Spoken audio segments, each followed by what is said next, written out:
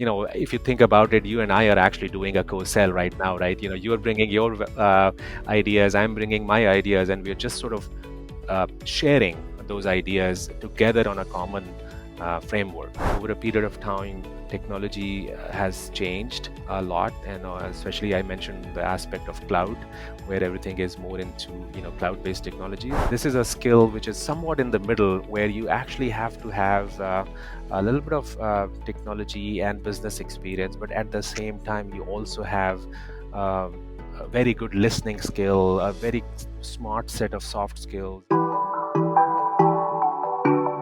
So today I'm Manoj Bhatia, who is all about driving growth and innovation through strategic alliances and business development in high-tech industries. Let's welcome Manoj on 10 Minutes of Higher Wisdom, where he would tell us about how he's established successful partnerships across his career, what he's learned along the way, and if he has any advice for people who were just recently laid off. Hi Manoj, how are you doing today? Good, doing well. Thank you so much for having me on this podcast. Of course. So, Manoj, your career mostly has been all about strategic partnerships. Can you tell us about your experience when it comes to strategic partnerships and channel sales strategy, and how you have successfully developed and managed partnership ecosystems?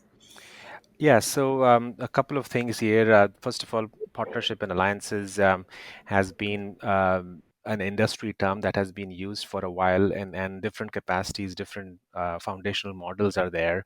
But lately, there have been a whole bunch of people who are actually thinking and redefining this whole landscape. And for me, I've been very fortunate that I have worked in companies that are large as well as small companies, where partnerships, alliances, are looking at how to really work with the different companies on different value propositions has been. I was very fortunate that I was given that opportunity.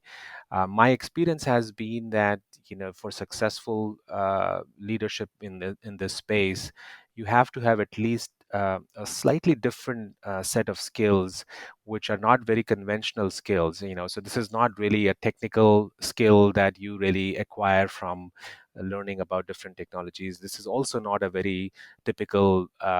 I would say a business development, business management skill that you can get from, a typical MBA degree or a business major. This is a skill which is somewhat in the middle, where you actually have to have a little bit of technology and business experience, but at the same time, you also have um, a very good listening skill, a very smart set of soft skills, very good empathy, ideas, and also the idea that sometimes these things have require some patience. It's not something that happens right away. So if you are looking for some really quick results, this kind of a profession or this kind of a career choice doesn't really give you that immediate gratification, as you can say. So these are some of the sort of behind the scenes skills that you need for this profession.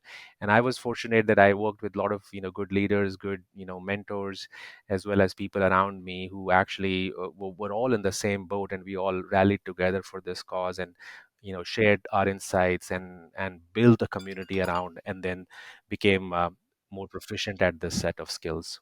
So, you specifically mentioned about nature, certain characteristics such as empathy is one of them.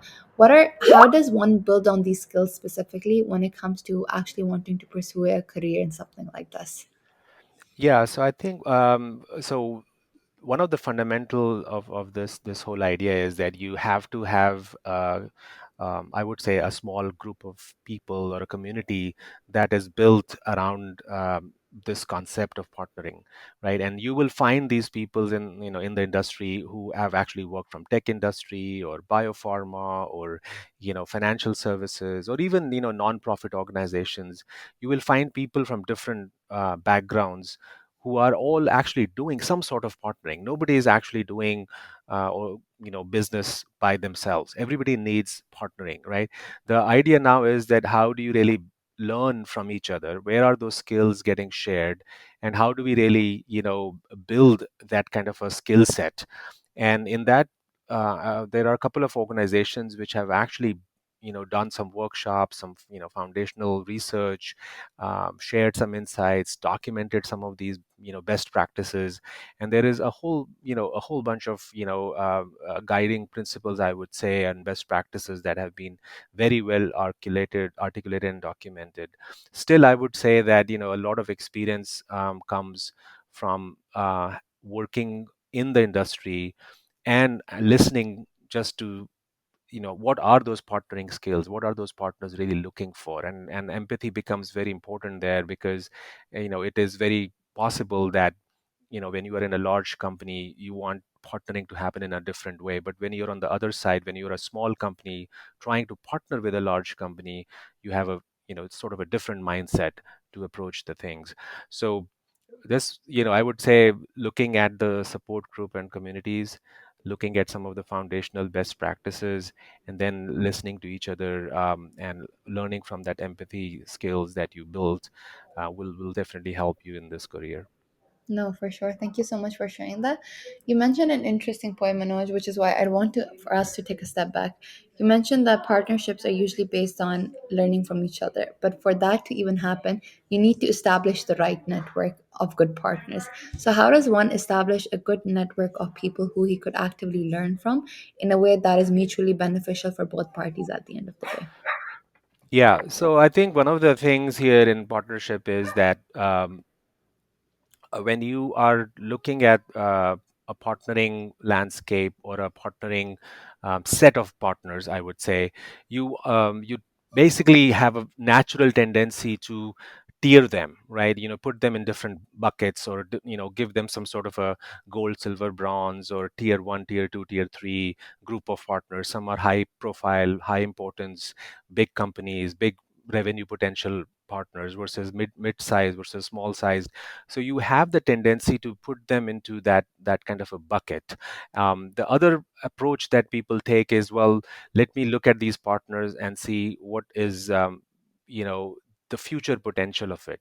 um, and nowadays, because of new technologies coming from cloud and marketplaces that you see, or app stores that you see, you say, on your Apple or Samsung, or Google Play stores, you will see that many companies are partners. Like, Apple has hundreds of partners, but they're all partners in a marketplace, in a very democratic, very even playing field. And nobody is like big or small there. Everybody is a partner with an app, right? So a few things have changed over a period of time. And I think as a partnering professional, you have to understand that, how are these models shaping up um, in the last, say, 2 decades, whether the models were more of working together, working as an OEM, working as a co-sell, hey, you come with your product, I come with my product, and we sell together, or we create a marketplace where hundreds of companies can just join in and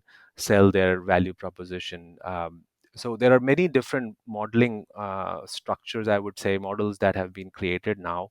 But I think the best part of this whole journey is that over a period of time, technology has changed a lot, and especially I mentioned the aspect of cloud, where everything is more into cloud-based technologies. So you would see that partnering models have also changed dramatically, and a lot of that co-sell model is now getting more and more popular. That it's not about large and small, it's not about tiering into gold, silver, and bronze type of partners. It's about, like, me coming with you and partnering and bringing like a co-sell partnership. So if you think about it, you and I are actually doing a co-sell right now, right? You're bringing your ideas, I'm bringing my ideas, and we're just sort of sharing those ideas together on a common framework, right? And just sharing it with a broader community outside. No, So I that's think that co-sell is a good thing, and is a big thing now, and you will hear that word, or that acronym co-sell, being used a lot. no, no, it makes sense. I think these days the barriers of entry are very low, but the distinguishing factor, the differentiating factor is something that's very important. So when you do even co-sell with someone, you need to ensure that both the products or the values that you are coming up with align with each other in a way that will present you in a beneficial light. So thank you so much for sharing that, Manoj. Manoj, last question for you would be is What is your day-to-day life like? A lot of people usually always want to know what is a vice president, a senior level executive's day-to-day life from 9 to 5. So can you break it down based on how you start your days, whether it's checking emails, whether it's going into meetings? So how does your day-to-day look like? What is the fun part of your day? What do you enjoy the most? Yeah. So, if you look at all the, the tech industry people, and we are all like, going with our Outlook calendars, all, jammed up with meetings and talking to different people, talking about different topics.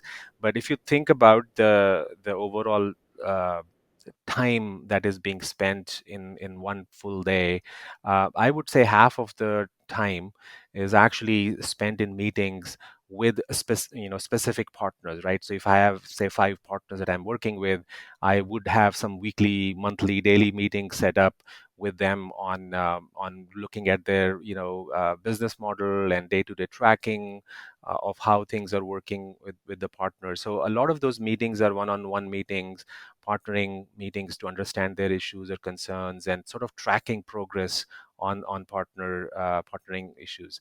The second part of the day, or I would say some part of my day, I would say 30% of my day is actually about taking care of some of my own in-house work, which means that I know the partners are doing this with us as a company. How do I share that value proposition to the rest of the company, right? So I would talk to product teams or marketing teams and sales teams, and train the sales teams or educate the sales teams about, look, this is a company which is partnering with us, and together we have a good co-sell value proposition, and you, as in sales, you should be talking to your customers with this value proposition. So I think a lot of my, I would say 25% of my time is going in that enablement, or I would say training, coaching, enablement of the sales teams and the marketing teams. And then the third piece is another area which also is important, is a little bit of that you know slash, I would say, reporting and governance piece, right? Like, okay, sales are happening, something is happening on the partner side, are the contracts in place? Have we been looking at our dashboard? If I have to share the progress of the partnering with the rest of the company, do I have the metrics ready? Do I have some spreadsheets and some reporting coming out in the right way? Are we doing it broadly to the broader team? I'm looking at some ideas on even looking at some new models, like what's happening in the partnering community, right? So I have to look at outside of my company as well, as to how these how some other people are partnering with them, or what are the best practices. So there is some I would say market research, or just industry research going on as well. So 50% on partnering meetings, 25% on sales enablement and go to market, and 25% on industry research, market research, to figure out how do we really showcase the value of partnering to the rest of the company, and understand a little bit deeper on that. Thank you so much for breaking down your day. I think it sounds like quite an intense day, specifically because not only are you working with partners, but you also have to articulate the key value that they bring to your own internal team, which takes a lot of effort because when you're speaking with the partners directly, you can understand what they're trying to do. But to bring that message and relay that message in a way where your team can get it is something that's harder. But I'm pretty sure you do a great job of doing that, Manoj. But Manoj, other than that, our time is up. Thank you so much for coming on the show, for Sure. sharing about the nature versus nurture debate, what you think is important for this key position, what your day to day life looks like, and what are some of the things that you've learned along the way.